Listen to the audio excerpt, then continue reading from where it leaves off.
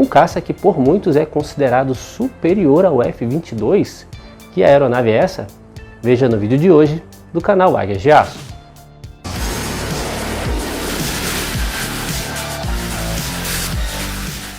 Olá pessoal, hoje a gente vai ver em detalhes aqui no canal uma aeronave que é muito pedida aqui nos comentários, que é o YF-23, que teria sido o F-23 da Força Aérea dos Estados Unidos e que por pouco não desbancou o poderoso F-22 Raptor. E tanto o então YF-22 como o YF-23 participaram de uma concorrência que começou a ser planejada já lá no final da década de 70, início da década de 80, quando uma nova geração de caças soviéticos e mísseis superficiar levaram a Força Aérea dos Estados Unidos a encontrar um substituto para o famoso caça F-15 Eagle.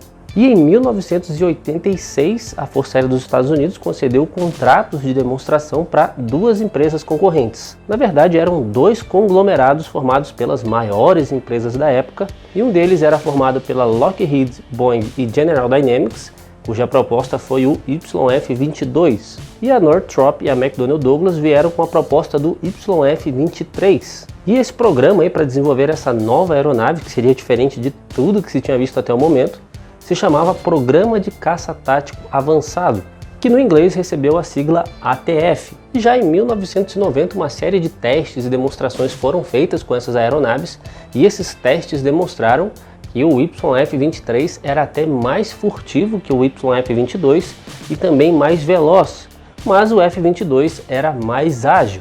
O YF-23 enfatizava muito mais as características de furtividade e, na verdade, para diminuir o peso e aumentar a furtividade, a Northrop decidiu não usar aquela vetorização de empuxo nos motores como foi usado no F-22, mas ele tinha superfícies de controle tão grandes que praticamente eliminavam essa necessidade e mesmo sem o empuxo vetorado ele ainda era extremamente manobrável. E isso e outros fatores deixaram o YF-23 quase 2 toneladas mais leve do que o YF-22, mesmo sendo até maior. A velocidade máxima dele ainda é classificada, mas certamente era superior a Mach 2, com algumas fontes aí indicando Mach 2.2, e já nos primeiros voos de teste ele se mostrou capaz de voar em supercruise de Mach 1.6. E outros aspectos em que o YF-23 levava vantagem era o alcance e a capacidade de armamentos.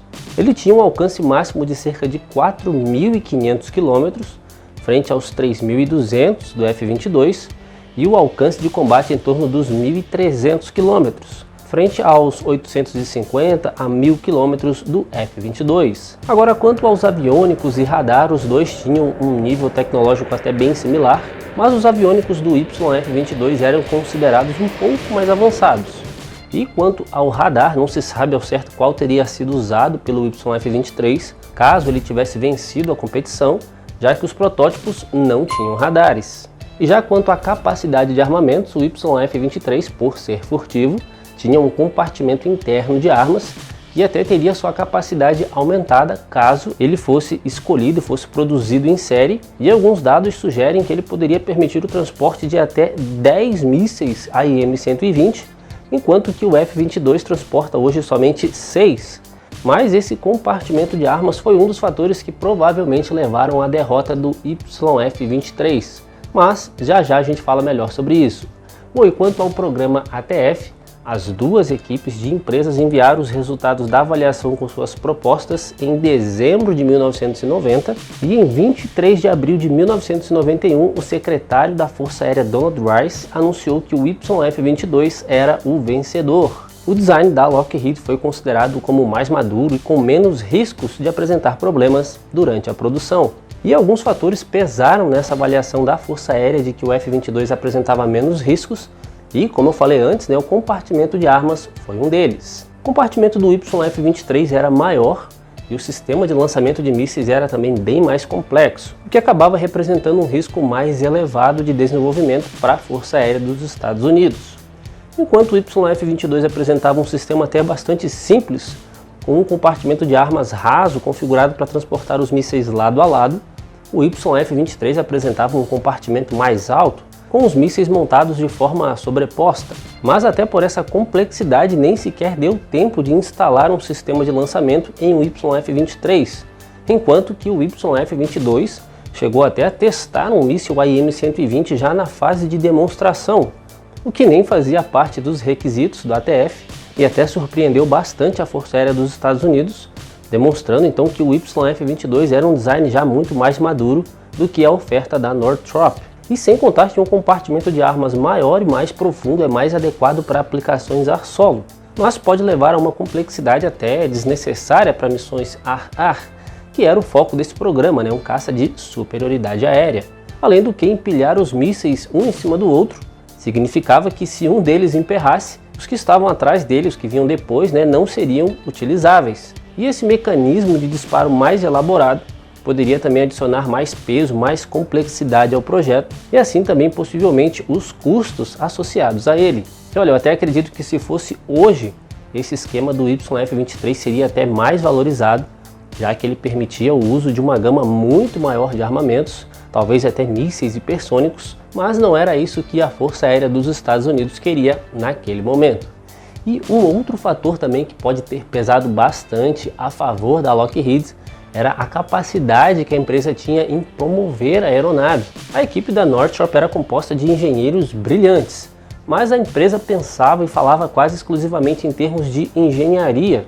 Enquanto isso, a Lockheed foi muito além, usando muito mais ações de marketing e habilidade de vendas. E eles pareciam entender melhor como vender as suas aeronaves e como isso influenciava no processo de tomada de decisão e de aquisição.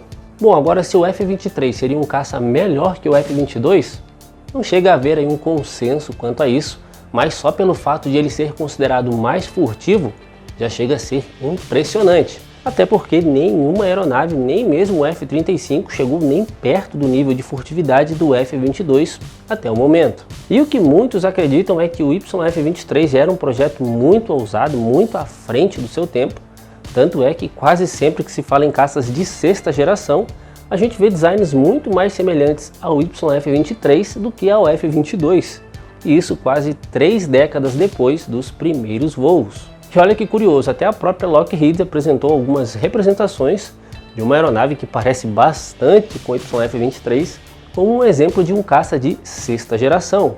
Mas como eu falei antes, mesmo que o YF-23 possa ter representado um salto evolutivo maior no design e tivesse ainda mais potencial para evoluir, o YF-22 era uma aposta mais segura com base nas informações e nas tecnologias disponíveis naquele momento. E olha que mesmo assim o desenvolvimento do F-22 não foi nada fácil e acabou custando bem mais do que se imaginava. Então era isso, pessoal, espero que tenham gostado e se você gostou do vídeo não esqueça de deixar aquele like pra gente. Se não conhecia o canal, não era inscrito, vai ali naquele botãozinho e se inscreva. Siga também o canal Águias de Aço no Instagram, o link está ali na descrição e não deixem de conhecer a nossa loja virtual. Lá você encontra miniaturas e também camisetas e quadros decorativos. Um forte abraço a todos vocês e até a próxima!